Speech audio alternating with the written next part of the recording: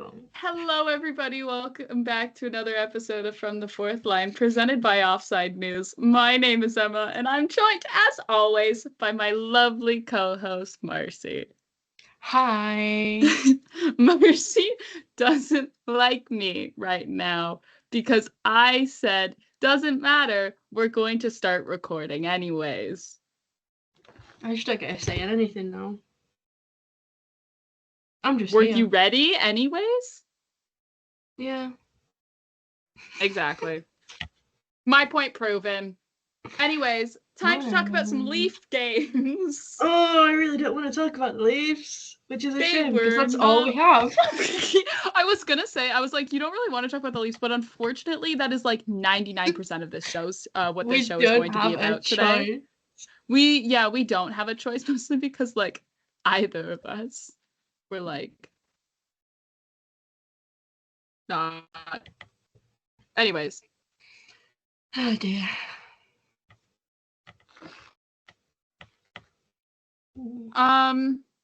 so we can talk about Toronto and Carolina.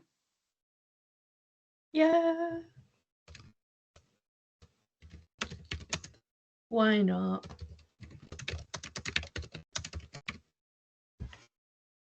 They leafed.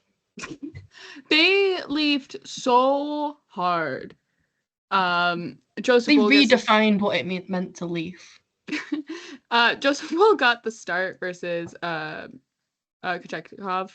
And I have written down Nick Robertson goal scorer's goal. And then I have still fitting into the trend of like he's a healthy scratch, and then like the next game back he scores. Comes and if you back did and that he's like- all season, he's a 20 goal scorer. Just think of what we could have. But yeah. Nicky Bobby. Yeah, it was a really good goal. Who was the one who gave him the pass off of the wall? I gotta look at the assists for that game then. Oh, it was Domi. Of course it was. But it was just one of those ones where like Nick Robertson was just like right in the slot, and if you had like if you took that goal, stretched Nick Robertson up to like 6'2", add like 20 more pounds on him, and gave him a worse hairline, you would think that it's Austin Matthews scoring that goal. Like, I'm sure the addition of give him a worse hairline really made me giggle. That tickled Am I me. wrong though? No, I'd go for arguably less worse hairline and more no hairline. Girls receding. But yeah, like that's just sort of the goal that it was. It was very where I was like, oh yeah, I think Austin Matthews did that like 2 games ago. Yeah. He probably did, to be totally honest. And Yeah, here's Nick Robertson doing the exact same thing. The only thing though about the difference between like Austin Matthews and Nick Robertson is that like Austin Matthews is also like a Selke finalist. And Nick Robertson, as we've said before about the third line's like defensive play, is not.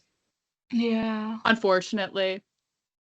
It's like it's those like Nick Robertson. Love Nick Robertson. This is not me trashing on Nick Robertson.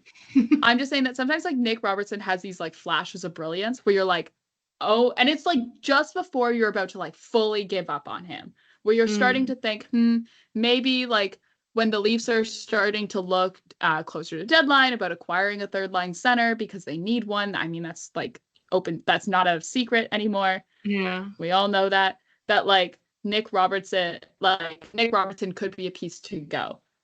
Then he gets healthy scratched, and then he comes back and like does that, and we're all like, well, guys, I don't think Nick Robertson was the problem. My favorite pastime of just like flip-flopping between. I forgot Nick Robertson existed. Maybe we don't need him to. Holy shit, Nick Robertson. And like, I don't have that with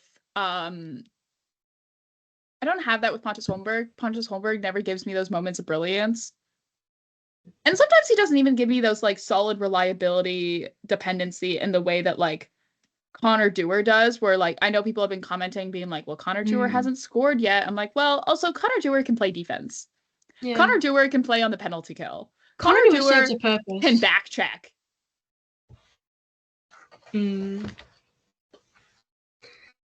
Right? And there's a little bit more of that like dependability to him. Same way like Steven Lorentz, like David Kampf, and I'm just like naming guys off the fourth line. Hey, I'm keeping in brand with the show. You are. We love our fourth line. You know, I'm just really excited for the process of awarding our Blob of the Year. I love our Blob of the Year. We're already gonna have to start having conversations about it because, like, as biased as we may be as Leaf fans, like, we cannot give it to another Leaf after we gave it to a Leaf last year. We have to like find a different fourth liner to love. Yeah. So like, I don't know. Maybe we'll take submissions this year. Who knows? Ooh. Let's do that. There's different qualifications. Yeah, we'll take submission. We'll figure it out. We'll take submissions. And then, we'll have final say. Like, you can submit your favorite with like, maybe we'll give you the option of giving a like, why is he a Blurbo? But like, not like Blurbo as in like the general sense of Blurbo, specifically bottom six Blurbo. Because our I was gonna say our bosses, but they don't like when we call them. The people over at Offside who we've worked for have the VCs and they have a Blurbo of the Year, but that's just like guy who is Blurbo, whereas there's a difference between guy who is Blurbo and like bottom six Blurbo, because the bottom six Blurbo plays in the bottom six or third pair. They don't have to be a forward. We don't discriminate. You could also say third string goalie. Yes. It's not like the Hart Trophy. It's not just going to go to the it's not just going to go to the best forward, despite it being an MVP award. Goalies can win it too. Oh, justice for goalies. That's why we should run the NHL awards instead. We should run the NHL. They should put me in charge of the graphics. Me and my Booby McMahon graphic. You did almost put out a Booby McMahon graphic. On the internet. And I had the social copy already written up in which it said Bobby McMahon. Yeah. But like Booby McMahon. But they should let us run the NHL awards. I think it'd be fantastic. First of all, there'd be no like terrible impressions of Nikita Kucherov. Do you remember that? That was so bad. I wish I could forget. And then also it would be like 45 minutes. It would not be long. But still you would be able to like award speech out. Yeah. But like they're still gonna be fun. And the awards are still gonna be fun. And it's still gonna be fun. But like we'd have like good awards. Yeah. Like Blob of the Year, Goalie of the Year. Goalie. Well, there is a Goalie of the Year. Yeah, but like that's the Vezina. Our goalie. Yeah, but like Goalie of the Year. That's like includes vibes as well. Okay, I was gonna say, I was like, I do hope you know that there is an award for the best goalie of the year, and it's called the Vezina Very aware. Very aware of that. But like we include vibes. Like so it doesn't I don't care if it's really good. Like a Winnipeg Jets goalie could still win the Goal of the Year award in our hypothetical NHL awards, but like instead of it being Connor Hellebuck, it would be Eric Comrie. He's already won. Eric Comrie, our goalie of the year. Right? That's my goalie. No, instead of like goalie of the year, the people's goalie. The people's goalie. So like the people's princess, but it's just like goalie. Like, and in the graphic, it's not the headshot because no one looks good in the headshots. It's like whimsical picture with like a little princess tiara edited on. That's the people's goalie. I'm so smart. Wow. Anyway, these versus Canes, am I right? Yeah, back to that. William Nylander unassisted. She's beautiful. She's incredible. And then like in this time, like also as well, should keep in mind like the Carolina Hurricanes then like score a couple goals, and then then they score one more, and then the Leafs get one on the power play from Matthews, and then like the wheels fall off the bus, the defense gets sloppy, and like it stops being Joseph Wool's fault. Mm. Like, okay, he didn't have like a lights out game. There were definitely probably a couple of goals in which like everyone would want back, right? Yeah. But also like some of the chances that the Carolina Hurricanes were being afforded were inaccessible, acceptable. Mm. Like I think Timmins had a couple of really bad ones. Again, like it's one of those ones where Timmins had a couple of bad ones again for what, the second game in a row. Mm-hmm. Or right, and it becomes that point where I'm like, okay, so like Marshall Revai is like there. You've called him up. He's not playing. You could use him. There's nothing stopping you from using him. Apart from whatever Connor Timmins apparently has that's keeping him in the lineup. Yeah, but you know what I mean? Like it's one of those ones where I'm like, I understand that like Craig Berube has a belief in him, and Craig Berube has a belief in a lot of players on this team, which is really great. I'm not saying it's a bad thing that he has belief in the players on the team. That's like important. But like there also has to become a thing where you have to, not to teach him a lesson. I hate using that word. But like you have to say like, okay, like, you know, like there has to be some accountability here, Mr. Timmins. That makes it sound like I'm talking to Connor Timmins' dad. No, I mean there has to be a level of accountability here, Connor. Like I'm going to scratch you this game because like you've made some pretty costly mistakes recently defensively, and your offensive output is not like good enough to counteract that. So we're gonna put in Marshall Revai this one game. Blah blah blah blah blah blah blah. Right? Whereas, like compared to, I don't know. You think, right? Yeah. I don't know. But like, yeah, I don't know. Like I also have written down here, Carolina is a good team. And like I think maybe the Leafs needed a reminder to like I'm not saying Philadelphia's like, okay, yeah.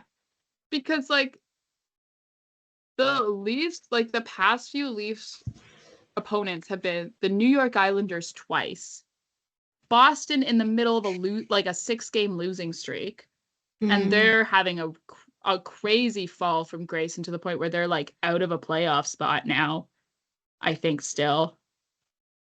Ouch. Right? But like Boston in the middle of a losing streak, and then you're playing Philadelphia twice, and now here you are getting faced with Carolina, who's a good team. Yeah, if you go by points percentage, Boston's out of a playoff spot. Damn. Like way out. Ooh. Oh dear. Like 6 out. If you go by points percentage. Ooh. Yeah. They've anyways, but like you're then getting plays with Carolina, who's third in the Metro. And they're a good team. Right? And they've got some good pieces. And I think the Leafs probably needed a reminder of like, hey, here's what it's like to play like a solid hockey team that can put together a strong 60 minutes. Right? And then, you know, I don't think though, like, and I think we'll talk about it more when we talk about the game against Vancouver, like that this shouldn't cause like a crazy mass panic. It's fine, guys. It's January. Leafs are still first in the Atlantic. They're still first in the Atlantic. They're tied. If you go by points percentage, they're second in the East, second to Washington. Like even if Florida wins their game to put them even with Toronto, Toronto is still ahead of Florida. That makes sense. Yeah. Right? Like Toronto has a point in hand still. If Florida, I think they play tonight. If they win tonight against Philadelphia. That's where the Leafs stand. Like, it's not like, guys, it's January. Leafs are first in their division.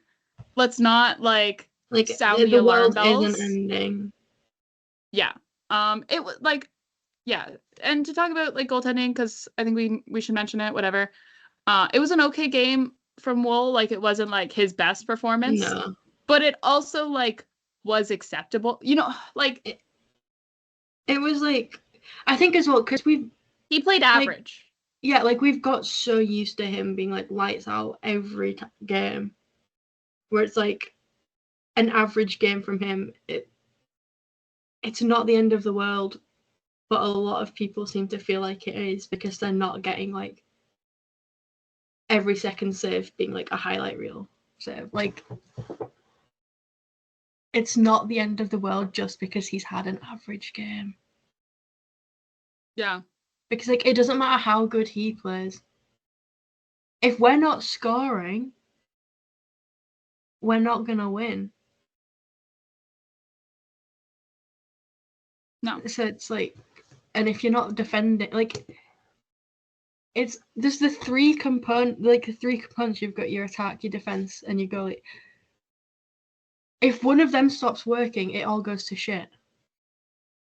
No matter how hard everyone else tries. If two of them stop working, just pack up and go home at that point.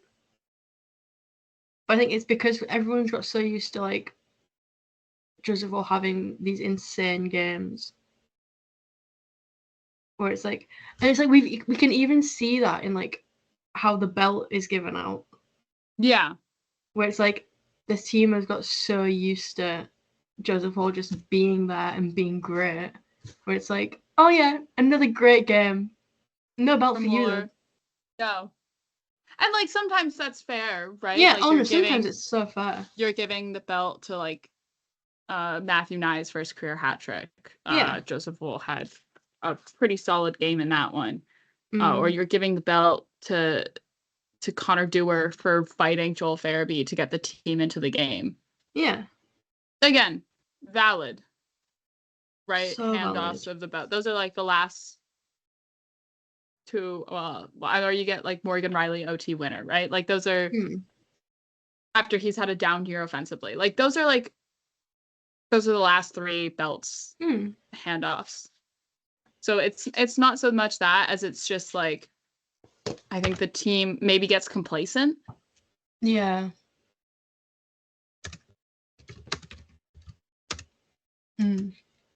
It's like, just remember. Yeah. Yeah. But yeah, moving on. Toronto and Vancouver.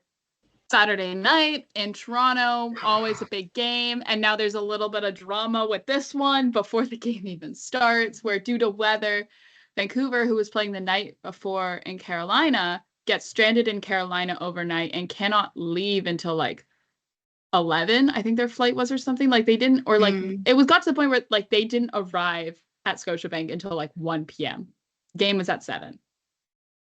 And at that point, as soon as I saw that, I said, Leafs lose. We are losing losing this game. I think we've all like, and not even, and some of it was in a very Leafs way where I was like, oh yeah, no, like we've seen this game so many times where like the team coming in is tired. The team coming in has had something where they're stranded due to travel. I think we literally had that game last season and it involved Detroit, if I remember correctly.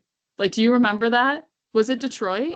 Yeah, I'm pretty sure it was. Because that's when I think I threatened Justin Hall hat trick. You always threaten a Justin Hall hat trick, though. Yeah, but I specifically remember threatening a Justin Hall hat trick in that situation.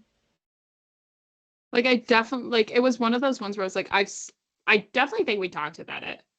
Yeah. It was probably against Detroit. But anyways, doesn't matter. But like, and so then as soon as I saw that, I said, I was like, Leafs are gonna lose. And everyone was like, I'm gonna be optimistic. Like maybe this team is different. Like this team has won some scheduled losses before. I was like, no.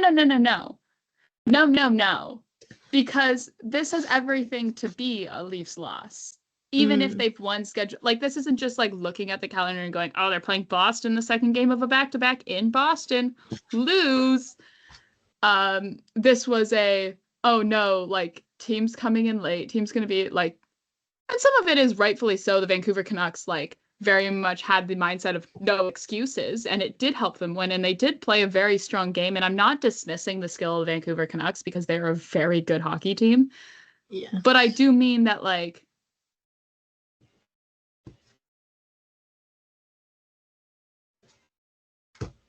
Yeah. We're just making gestures at each other for, I'm realizing now as we do another visual bit on an audio show, that we're just making gestures at each other. Just like accepting off it. Yeah, like the Oprah Shrug meme. Yeah.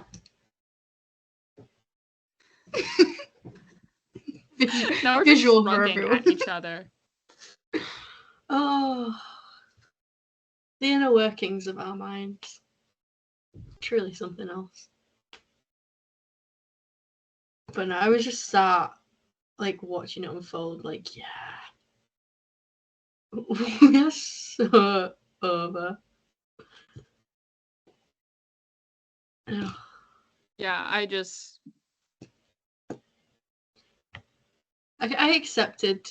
the loss before the game started. Oh, so did I. I didn't expect it to be this, but like I thought maybe they would make it close, would be like an overtime or like last second heartbreaker type thing. But no, I didn't expect it to be this. Dennis Hill to be in net. I do want to say though, before we get into this game, Dennis Hildeby played a great game. He had such a great game. Dennis Hildeby, he played a good, solid game, and he almost like a great game. Just like, and okay, but you could be like, oh, well, he allowed 3 goals. Yeah, did you see the team playing defense in front of him? Like, I was okay. Maybe you want one of those back, but also like the team in front of him was not scoring, so it wasn't like you cannot win a game 0 to -1. As I say all the time. Exactly. It's my favorite thing. And like, even if Dennis Hildeby allowed nothing, like even if Dennis Hildeby allowed 1 goal, the Leafs still would have lost this game because they scored 9. He allowed 3, whatever. Like, it wasn't even like the Leafs could like crawl out of this hole of like, oh, it was a 1-goal game. Like, only if Dennis Hildeby didn't allow that 1 goal, maybe they would have had a chance. But like, no, they never had a chance because they never scored. They never, like, anyways, I'm way too passionate about in my defense for Dennis Hildeby here. Oh, aren't we all?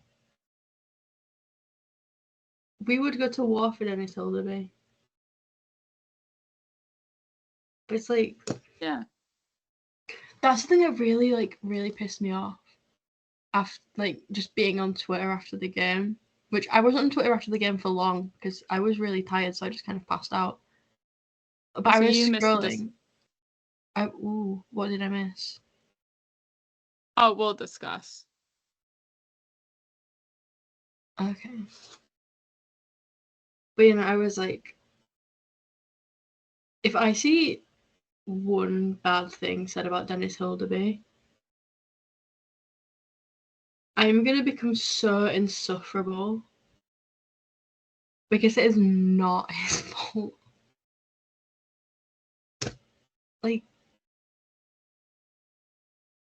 yeah, it's like you said, if they're not scoring, it doesn't matter if you let in 1 goal or 10. He's still going to lose. Yeah.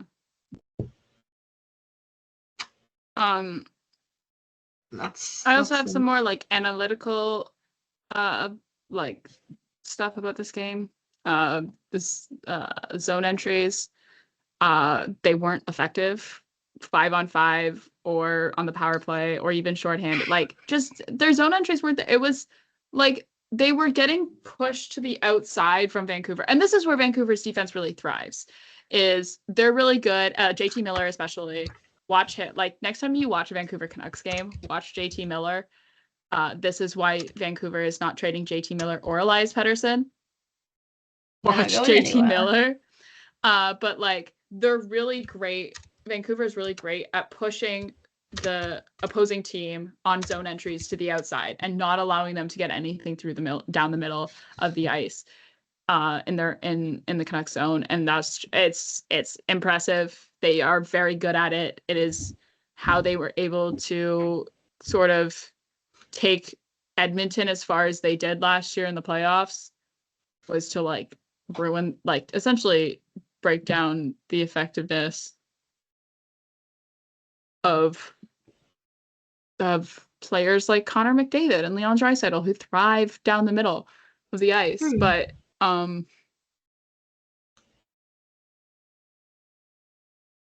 yeah.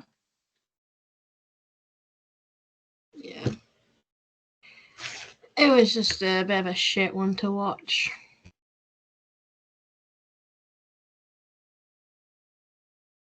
Yeah.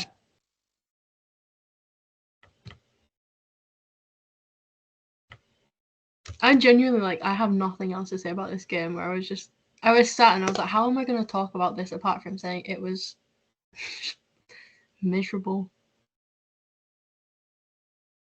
Yeah. I also have, there's issues on the power play, I think, but that's like an ongoing trend this season, where there's always constantly issues on the power play. So I can't have much to say about that. Whatever. Issues on the power play, fork found in kitchen, no one's surprised by that.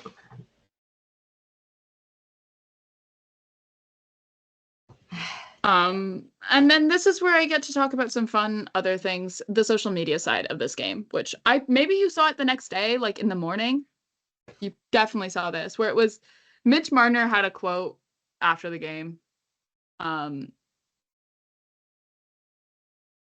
I transcribed the full thing because I saw the headline from a David Alter tweet and I went, there's no way that's actually what he said. There's always and more. Then I was like, I know there's more to this. And I genuinely was like, okay, I almost was mad at the fact that I had to open up YouTube and find the media availability and watch it. I was like, this is so stupid.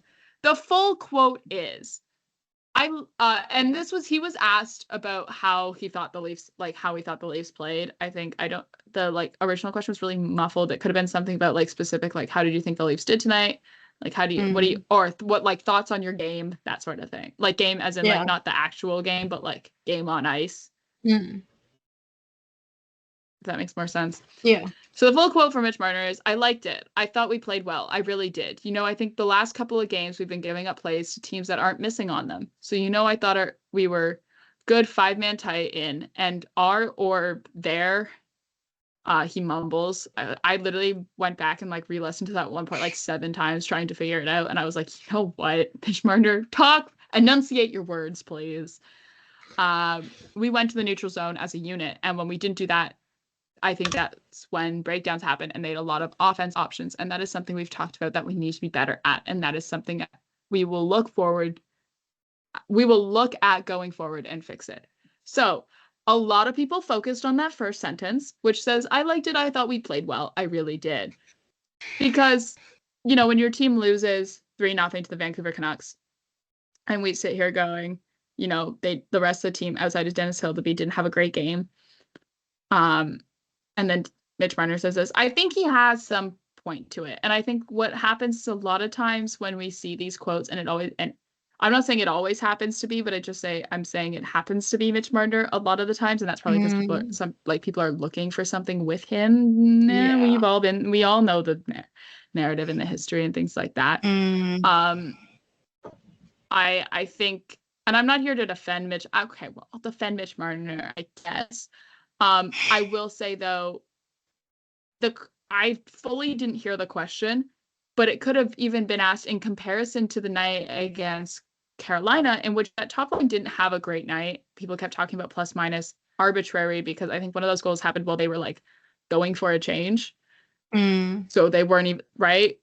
Yeah. Or whatever. But it was one of those things where it was I think if you were thinking compared to the game against Carolina, yes, they played better. Right? They had a better game, but I think also as well as like they, at the same time, like he goes on to then explain, like, we were giving up good chances to good teams, and good teams are going to capitalize on that. And I think that's kind of what the team is learning now in this stretch of where they're playing good teams. After playing some not so great teams for a little while, you get a little bit comfortable and you get complacent. And now you're going up against Carolina, Vancouver, Dallas all in a row.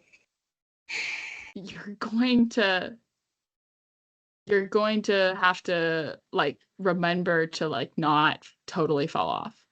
So that was, and then even like Craig Berube had a response to this in which he was like essentially defending Mitch Marner, and we all went, yep, Craig Berube defending Mitch Marner, let's go. He will be on the front lines with us in the Marner War. Yep.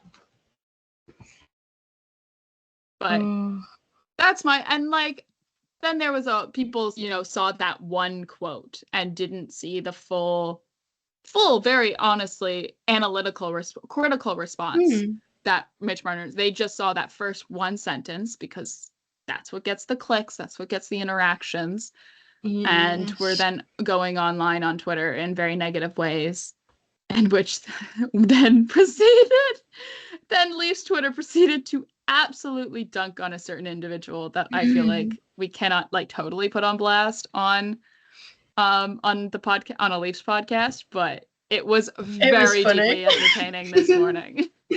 Oh, how I've waited for a day like this. Did you see Wario's tweet today? I did. The one that I replied to? I'm not saying I prey on people's downfalls. But but like in some instances, when you're just really negative and generally, I'm trying to think of language as podcast appropriate, and I'm struggling. And when you're generally a bit of an asshole, jerk. Yeah, it's nothing brings me more joy than watching people get what they deserve. Well, it's my sort of comment that I feel like I constantly have to have about people who are overtly negative about the team that they claim to be a fan of. If you are very overtly negative, in which even you cannot think of a single positive thing to say, even like when your team has a truly awful, terrible game, you cannot think of a single positive aspect or a single positive takeaway from the game, even if it's something as much as, well, I think Natalie Morris did a fantastic job with the anthems tonight. Like, literally nothing positive whatsoever. You cannot have a positive thought about your team at all. I think it's just time to find a new hockey team. Like, you don't have to be a fan of the Toronto Maple Leafs. No one's holding you hostage here. No. You are not Thomas Chabot in the CTC basement. You are allowed to leave.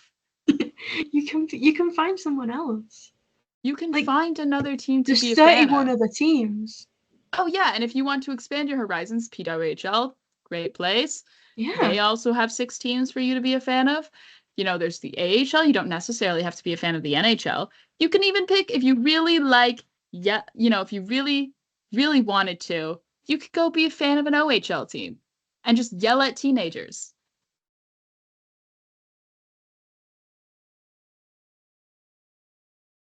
But like,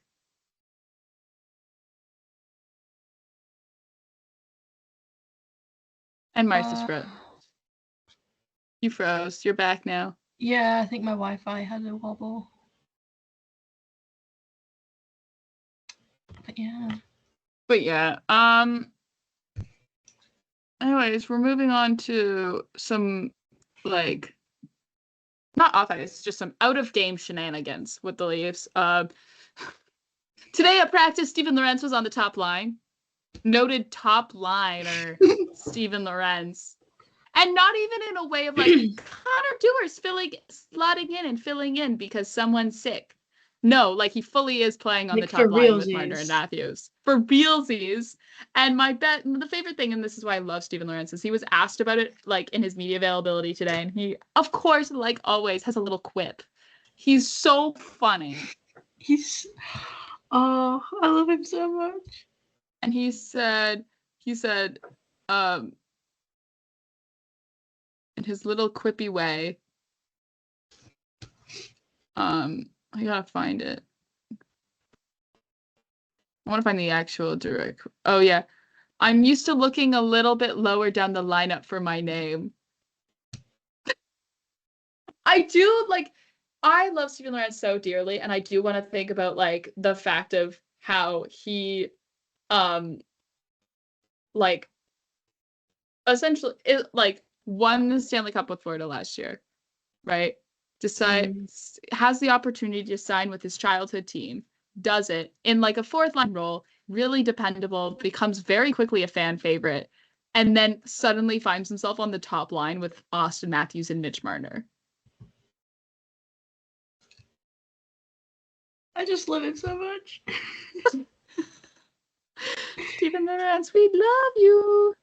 We truly do. Like, I just... Oh. But yeah. Leafs also return to the 5-forward power play. Sure. Whatever. Do I potentially think that, like, you don't necessarily have to roll out your, like, top 5 forward? Like, do you think they're maybe forcing it a little bit? Being like, well, what if we just put everybody out there? And it, like it comes back to, like, how there was that stretch of games when Matthews was hurt where the power play was actually really good. And we were like, power play fixed, ? And, like, maybe it's because you had less, like, firepower there. Like, you just had less, like, real, like, superstars. And maybe if you just, I don't know, I don't know. I don't know. You don't really have a true, like, point guy on that power play, to be honest. No. If you look at, like, the list of names. I don't know. I look at that and I go, that's all right. Like, yep, sure, okay. That's what we're doing. Yeah.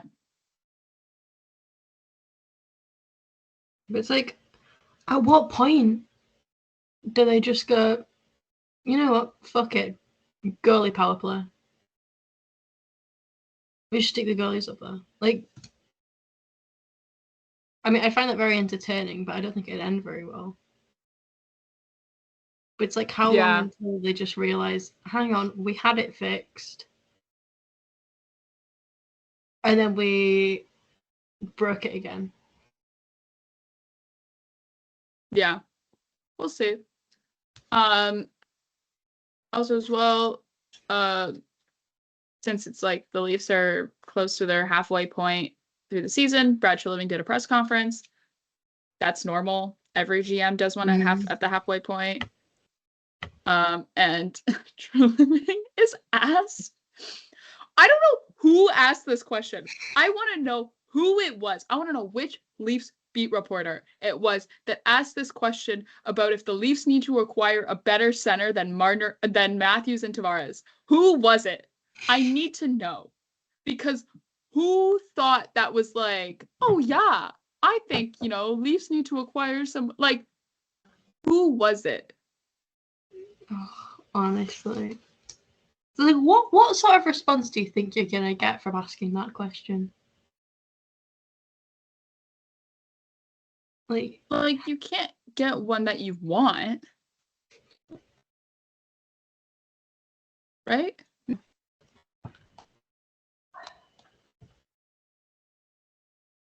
It's just so...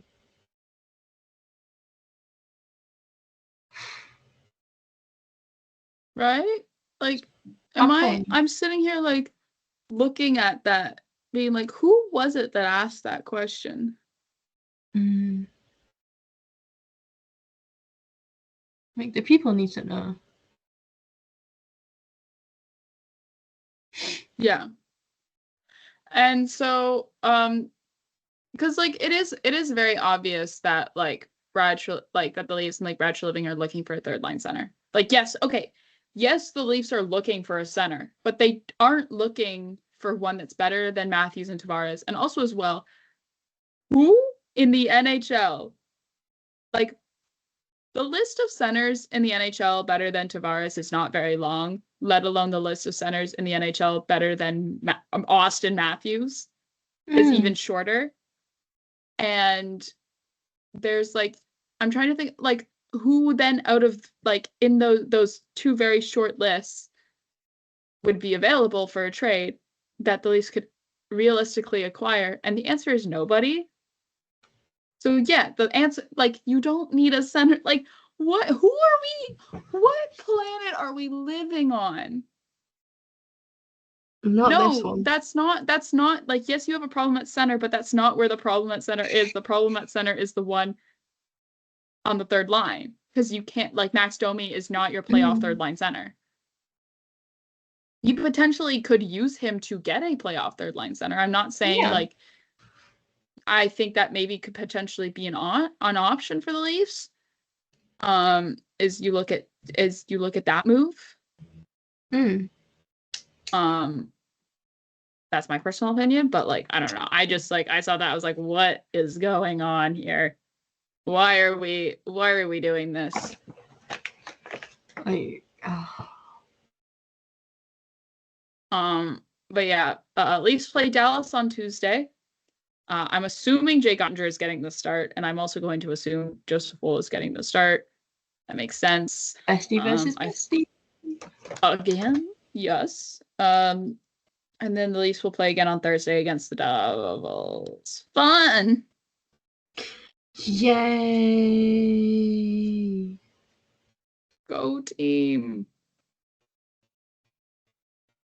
Go team! Yeah. Lovely. But yeah. We will see. Because then who does the Leafs play on Saturday? Oh, Montreal. Sick. So awesome. That's so much fun for me personally.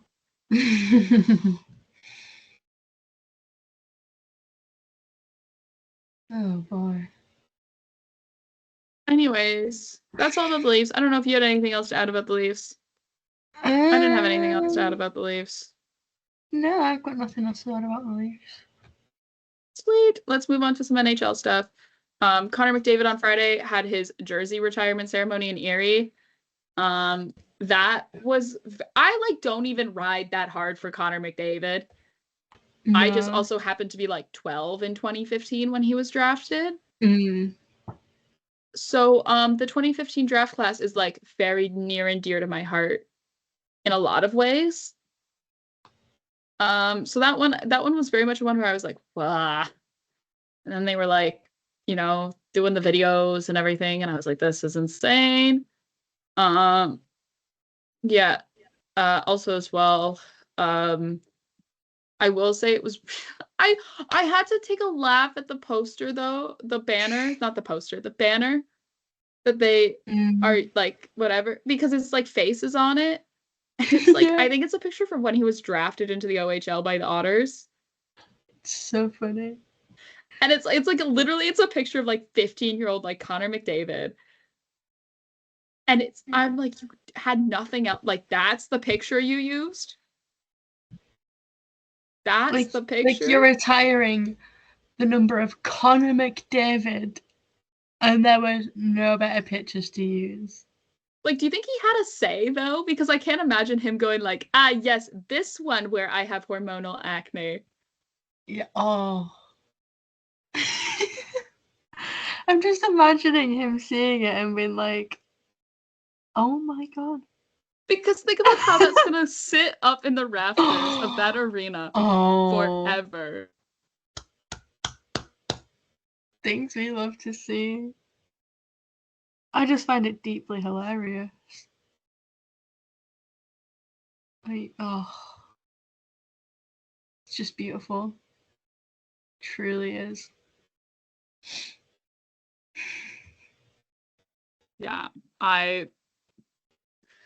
it was a very lovely ceremony though. It was very cool. McDavid and Chris Knobloch traveled together because Knobloch was McDavid's coach in Erie. Very funny. But yeah, I just had to laugh. I was like, it was one of those ones where I was like, I don't even ride that hard for Connor McDavid. But also all of like the pictures and the videos and everything, and I was like, oh my god, Connor McDavid. Yeah. Oh. I mean, good for him. Yeah.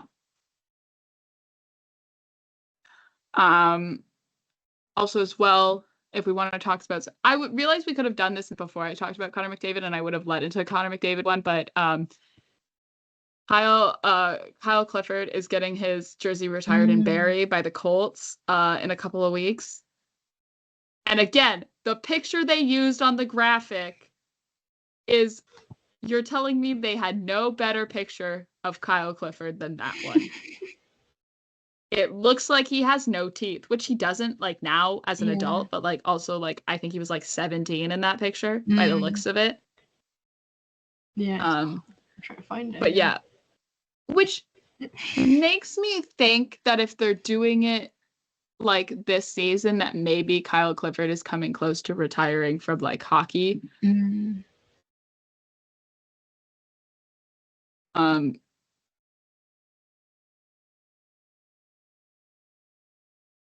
Like, I don't know. I didn't really even realize like the Barrie Colts like had that many retired numbers. No. Barrie Colts, Wikipedia. NHL alumni. Okay, well they don't have like they have like still like a pretty like impressive list of like NHL like alumni. Like Rasmus Anderson, Mackenzie Blackwood, TJ Brody, Joseph Blandisi. Well, not so much Joseph Blandisi, but best friend Brant Clark. We love Brant Clark. Tyson Forrester, Aaron Ekblad. He was very cool. Why aren't they have they retired his number? I don't know. I'm trying to find like if they have a list of like retired numbers. Sheldon Keefe, actually, that's weird. Mark Scheifele? Like, what do you mean we're not retiring Mark Scheifele's number? Unless it is.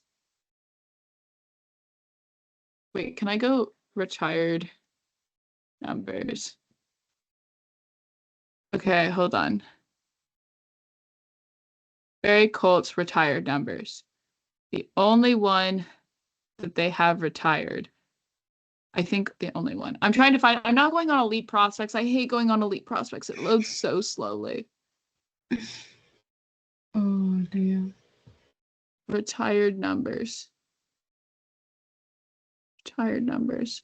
Okay, how do I find this? They only have, okay, the only number that they have retired is number 18 for Brian Little,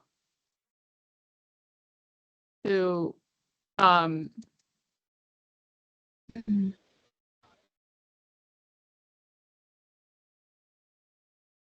who is like now, they did it in 2020, and then he retired from and is retired from hockey. So maybe it's just like, maybe it just means that like Kyle Clifford is going to retire. I don't know what it means. I just think it's a weird one where I'm like, you're telling me you don't have like more people's numbers retired?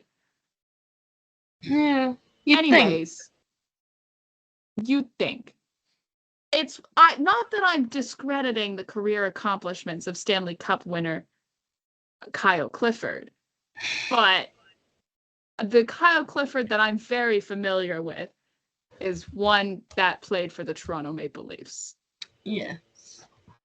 And he was fine. And now he plays for the Marlies and like never gets called up. I don't even think he's on like an NHL contract anymore. I think he's purely on an AHL one now. I believe so.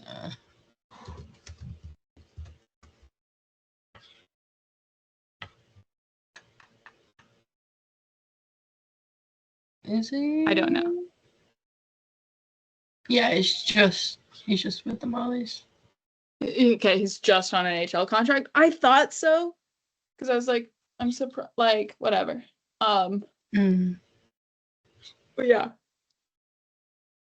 That's what I have to say about that. I don't know. I just, like, congratulations to Kyle Clifford, but also I'm like, sure. Sure. Why not? Why not? Also as well, if we're talking about former Leafs, Zach Aston Reese, his contract was extended for 1 year at league minimum. Everyone cheered. Yeah! That's our favorite graphic designer and noted bottom six Blorbo. That's our Blobber. Yep. Look at him. Big day for Carl and Lola, his dogs, who will now be guaranteed to receive more little matching outfits. Oh, I love the little outfits so much. I can't wait to see what little matching outfits they get dressed in. Oh. It is my favorite thing. I just love when I'm like, oh, new Callan Lil outfit. It's so fun. Yeah. It's like Christmas. But yeah, huge day for a very small number of people on the internet. Once again. Yeah. But yeah. Good for him. Good for him. Yes, exactly. Also as well, I want to take a moment to talk about the Eastern Conference. It's a little bit of mid-sanity in there right now where like you have teams that are doing really well, but then everyone else is just mid. Yep. Like it's so weird. The playoffs, like the wild card standings are changing every day. It's very, very strange. Like Columbus, the Columbus Blue Jackets, and I'm not even saying this as a diss to Columbus because they have some really good players on there, but like no one expected them to be, let alone prior to the death of Johnny Gaudreau, no one expected Columbus to be in a playoff spot going into like no one expected that.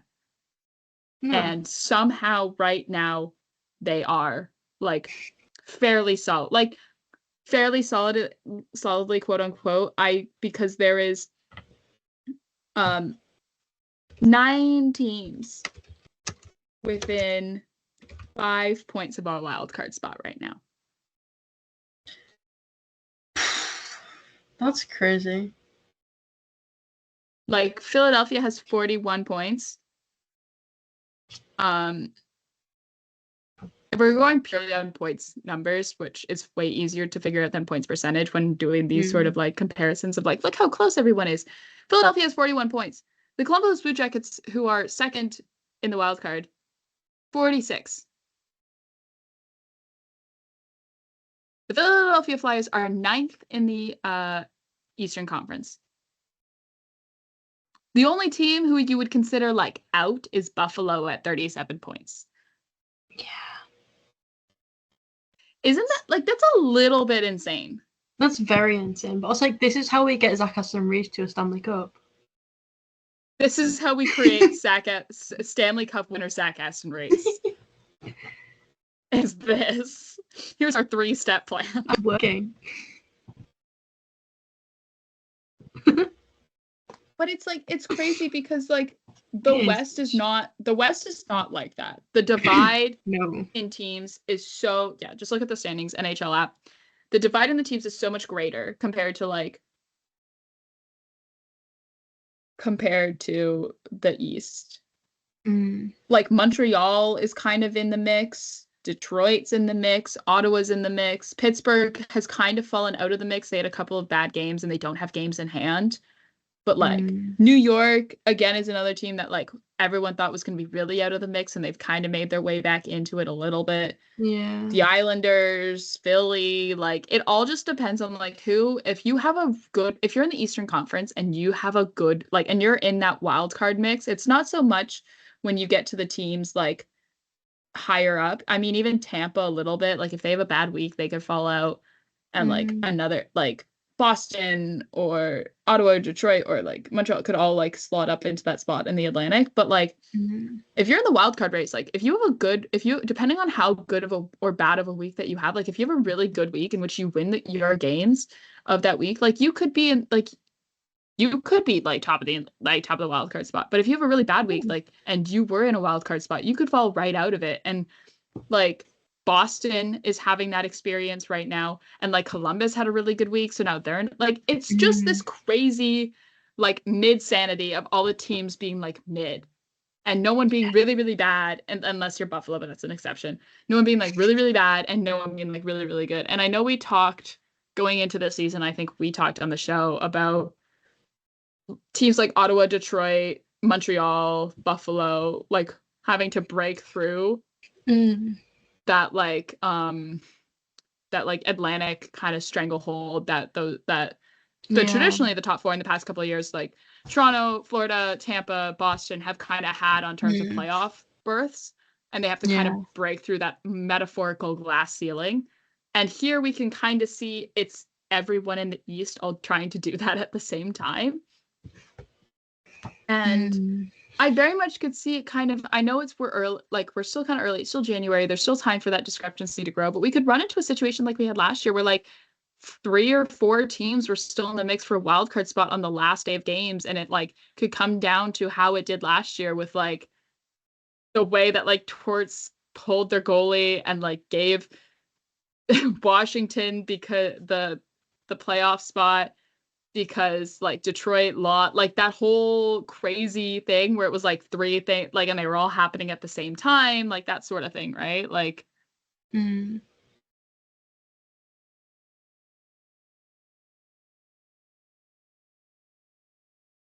I think that's kind of what could happen here.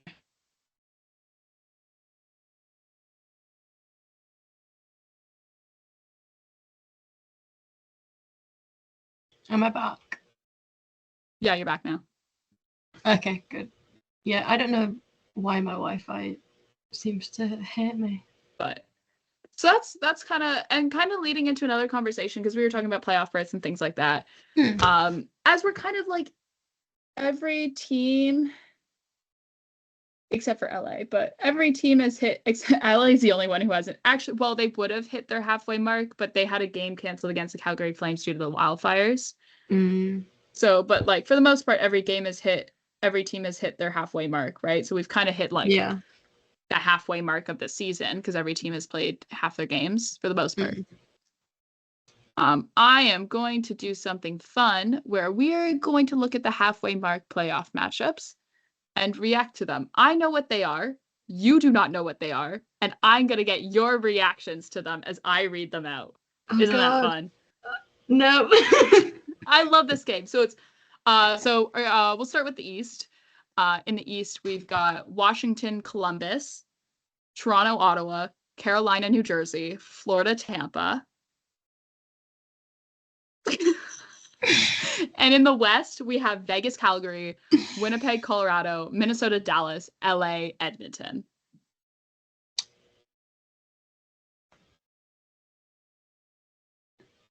Yeah.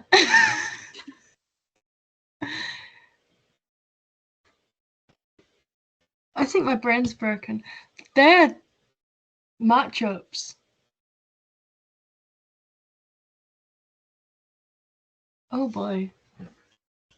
This is such an unserious league. I love it.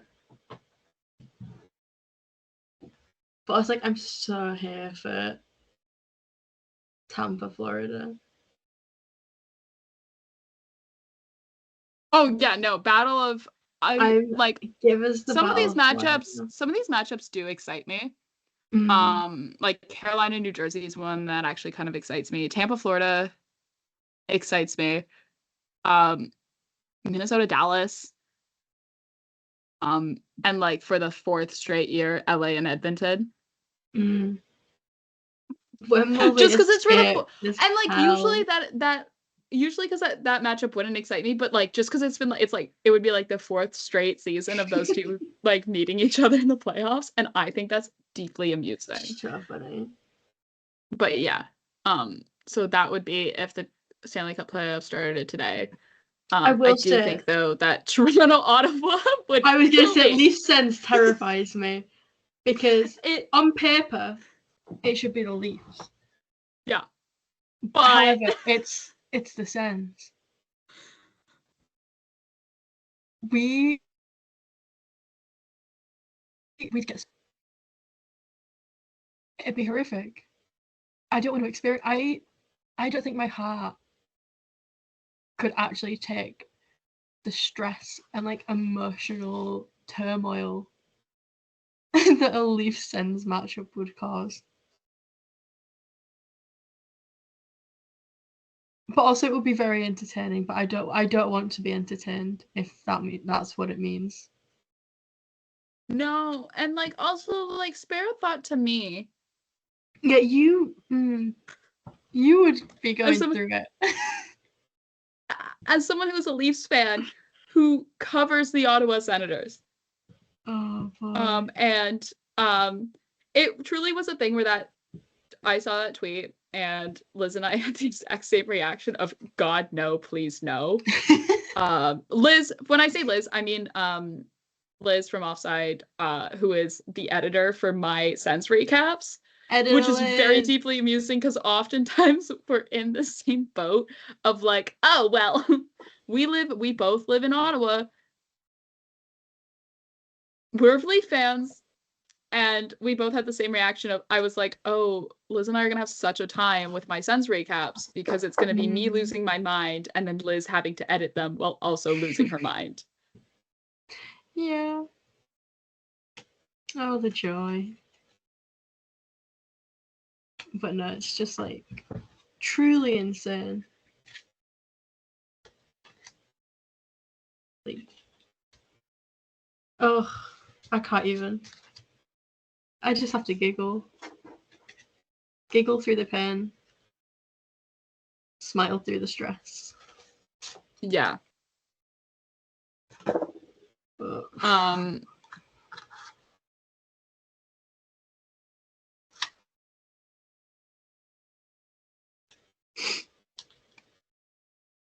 Yeah. You look confused and I'm scared. Oh, well, I'll just read this out for you. We don't really talk about like hockey, like romance books on the show because neither of us really are big readers of those. No. But this just got sent in. Apparently, Crave, who is like, in this article, they've called it a network. It is not a network. It's a Canadian streaming service. That is essentially how Canadians get like HBO shows. Yeah.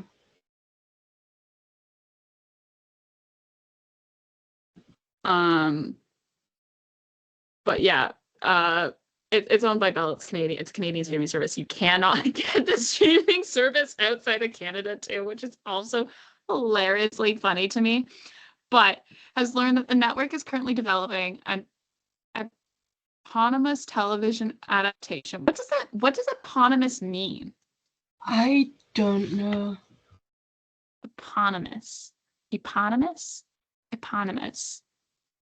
Of a person giving their name to something, the eponymous hero of the novel. Of the thing named after a particular person. Roseanne's eponymous hit TV series. What? Okay. Oh, works that have been named after their protagonist. So like Jane Eyre. Oh, okay. Yeah. Okay. All right. That makes sense. Problem solved. I was like, I've never seen this word in my life. Like, what does this mean? Television adaptation of Rachel Reed's steamy LGBTQIA plus romance novel Heated Rivalry. Principal photography for the series will start in April in Toronto, Ontario, and Montreal, Quebec. AKA, I cannot wait to watch it and recognize the filming locations because odds are they will probably be using rinks that I recognize and / or Ford Performance Center. Yeah. The cast and crew of the project are currently under wraps. The plots apparently... See, again, this is more so where I have no knowledge of this book series. Yeah, I also not entirely sure.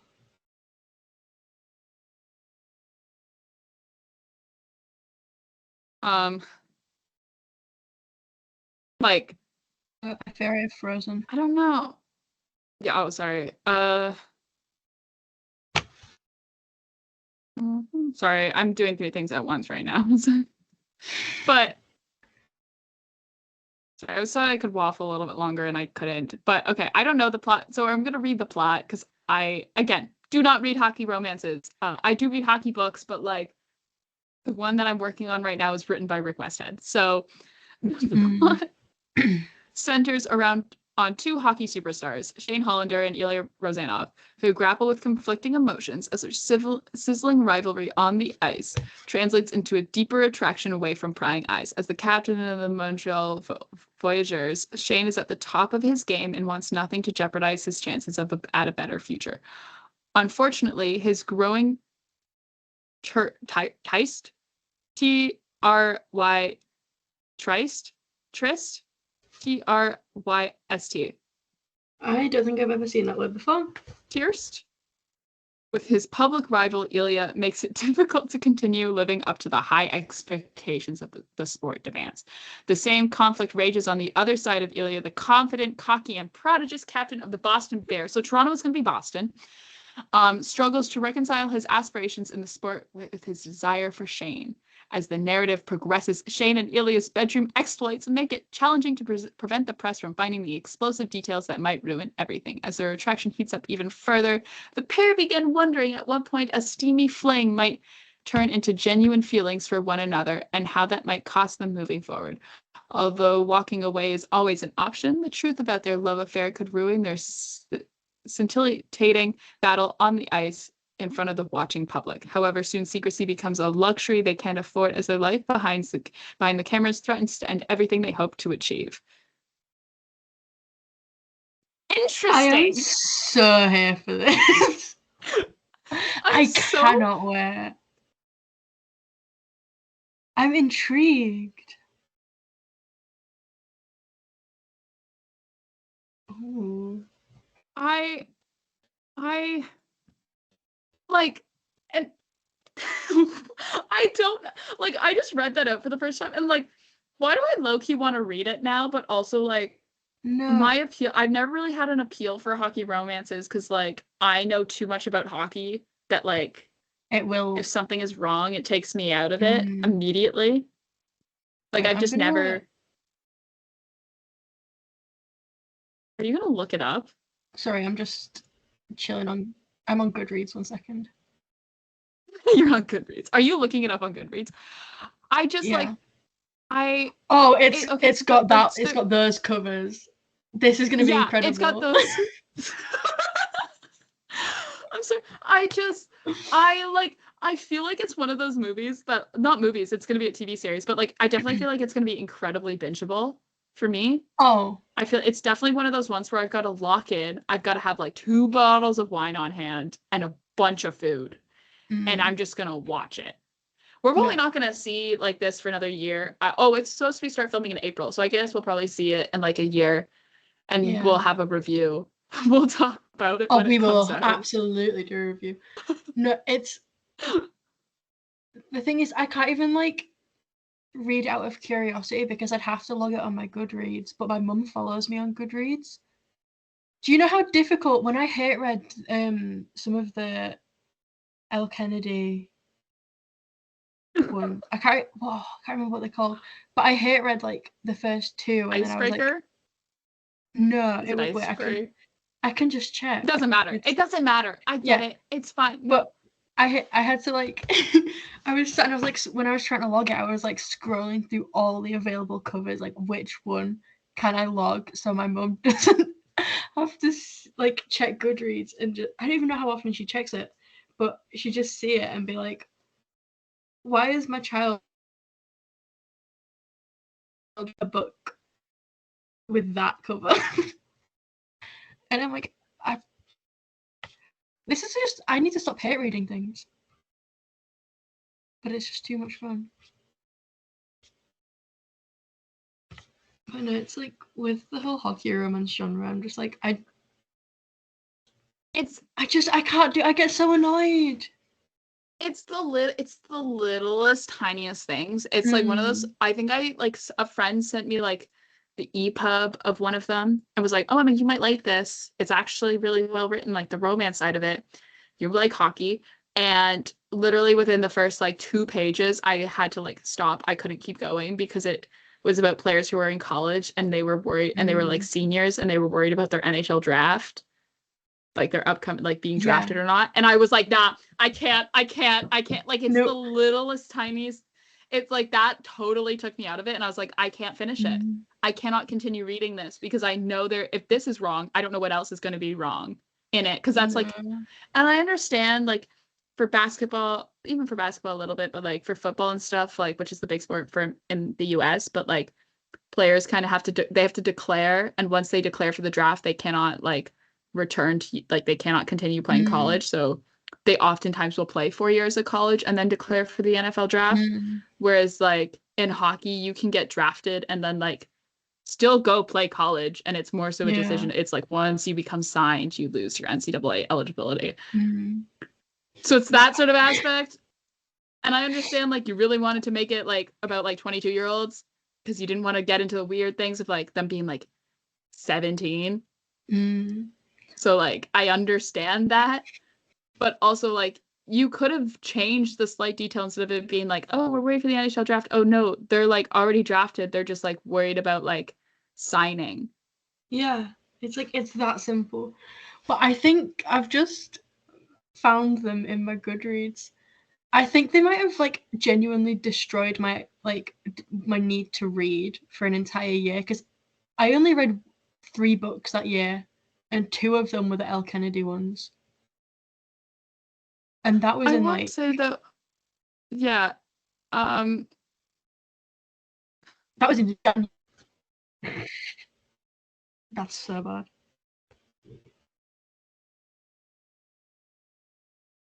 But yeah. I don't know. We'll see. I'll see. Maybe like I'll have to read these. And I will absolutely. I will be reading them.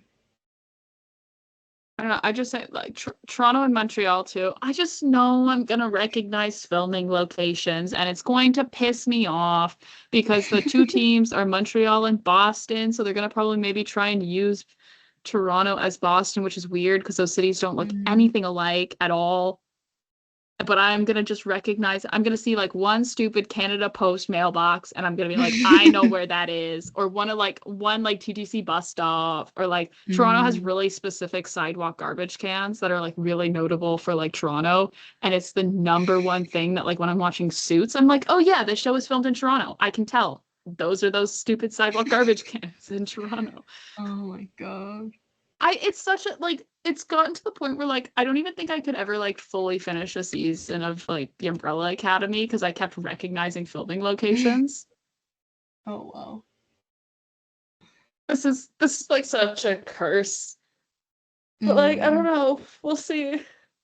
I'll be interested like on who they cast and how they go about the casting for like hockey players and stuff. Cause like will they have them actually like be able to skate and like play hockey to some degree? In that case, like will it be like judging from the ages, like will it be like former like OHL guy? Like right? Like what way are we going with the like will it be like guys I know because they're like I don't know. I'm so intrigued. Or like I don't know, will like Sean Avery be in it because like he's an actor and like can play hockey? Oh, I can't so excited for this one.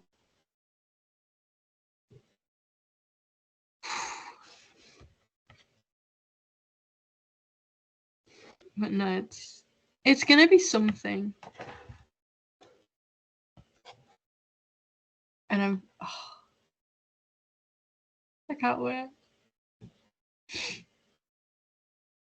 I don't know. We'll see. I don't know. I didn't expect to talk about that at the end of the show, but we are. Yeah. So, I think we can end this episode here, though. Oh, also, very briefly, just because everyone likes hearing about me being miserable. I went to a Manchester Storm game the other night. They win? No, of course they didn't. I don't know why I bother having hope. And I was Didn't they score like early? They scored 25 seconds in. And I was like, we are so back. It's going to be great. What a game this is going to be. I think that was like seconds of the game. Because we then lost 3-2. But it was a very leafy sort of game. And also, like, the thing I enjoyed about just, like, being there is, like, noticing the little differences. Like, if they gave out too many men penalties the same way in the EIHL as they did in the NHL, it'd be so over because the line changes are so slow.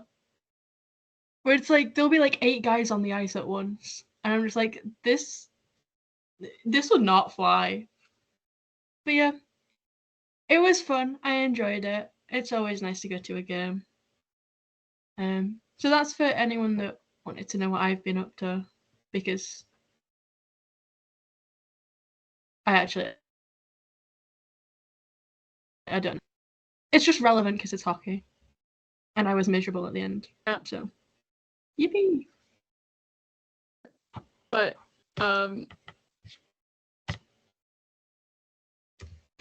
with that being said, we can end it here. Thank you guys so much for listening. We'll be back on Thursday to discuss the Leafs game Tuesday against Dallas. Among other things that may happen in the meantime, who knows, maybe another hockey romance book is getting turned into a TV show. Who knows? But with that being said, thank you guys so much for listening. You can find the show wherever you get your podcasts. You can also follow the show on Twitter at From the Fourth Line. That's fourth with the number 4 TH. You can follow Offside News Co. on all social platforms at Offside News Co. And also you can find all of the articles that are being written. There's currently one going up for NHL Moments of the Year. That's like a poll-based thing, very interactive, very fun. All of that is at offsidenewsco.com.